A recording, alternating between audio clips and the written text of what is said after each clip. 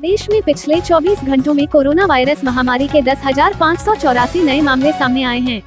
वहीं कल 78 लोगों की मौत हुई है। महाराष्ट्र, केरल, पंजाब, छत्तीसगढ़, मध्य प्रदेश और जम्मू कश्मीर समेत 6 राज्यों में पिछले कुछ दिनों से लगातार संक्रमण के मामले सामने आ रहे हैं। केंद्रीय गृह मंत्री अमित शाह ने कुछ राज्यों में कोरोना वायरस संक्रमण के मामलों में आई अचानक बढ़ोतरी को देखते हुए कोविड-19 स्थिति की समीक्षा की। हेल्थ वेबिनार में पीएम नरेंद्र मोदी ने भारत के हेल्थ सेक्टर पर बात की और देश की भावी योजना बताई।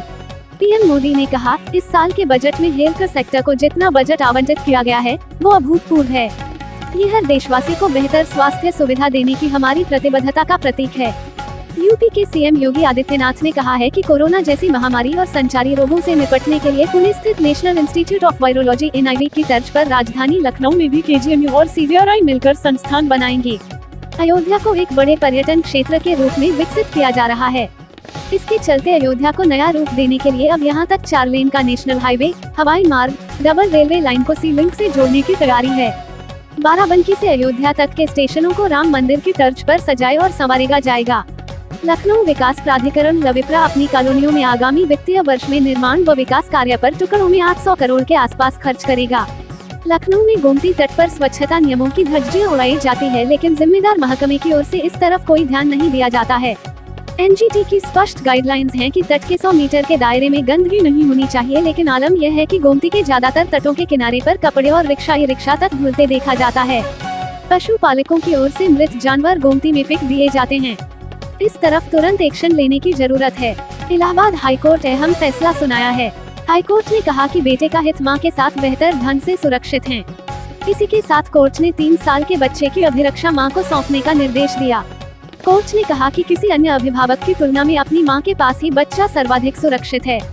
कोर्ट ने कहा कि 5 साल तक के बच्चे की अभिरक्षा का अधिकार मां के पास ही सुरक्षित है।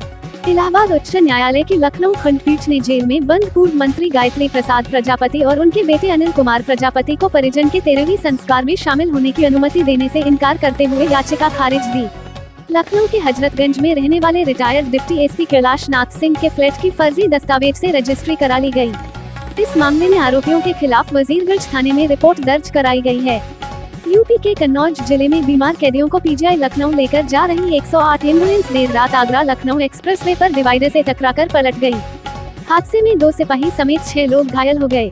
बाराबंकी के थाना सफदरगंज के बासा रोड पर पशु तस्करों और पुलिस के बीच हुई मुठभेड़ में एक बदमाश व एक पशु तस्कर घायल हो गया।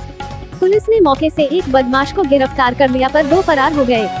चुनाव आयोग असम समेत 5 राज्यों में विधानसभा चुनाव की तारीखों की घोषणा मार्च के पहले हफ्ते में कर सकता है।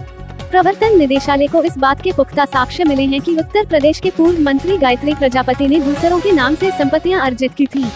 ईडी जल्द ही इन संपत्तियों को अटैच भी कर सकता है। कर्नाटक के चिकबलपुर में पत्थर की एक खदान में जेलेटिन की छड़ों को हटाते समय आज तड़के हुए विस्फोट में 6 लोगों की मौत हो गई। बिहार में कटिहार जिले के कुर्सेला थाना क्षेत्र के राष्ट्रीय राजमार्ग संख्या 31 पर स्थित कोसी पुल पर खड़े ट्रक में तेज रफ्तार स्कॉर्पियो ने आज सुबह 6 बजे ठोकर मार दी। इसमें एक ही परिवार के 6 लोगों की मौत हो गई है।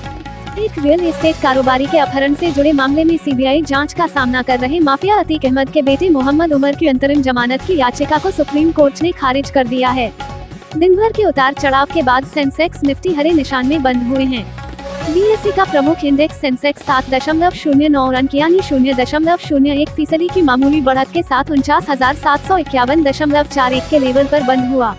इसके अलावा निफ्टी इंडेक्स 32 अंक यानी 0.22% की मजबूती के साथ 14,707 के लेवल पर बंद हुआ। चीन का हाल देखकर पाकिस्तान ने घबराकर अमेरिका से गुहार लगाई है कि वो भारत के साथ उसके संबंधों को सामान्य करवाने में भूमिका निभाए। अमेरिका में पाकिस्तान के राजदूत असद मजीद खान ने कहा कि पाकिस्तान चाहता है कि भारत उसके साथ शांति बहाली के लिए बातचीत करे, लेकिन इसके लिए अमेरिका को मदद करनी होगी।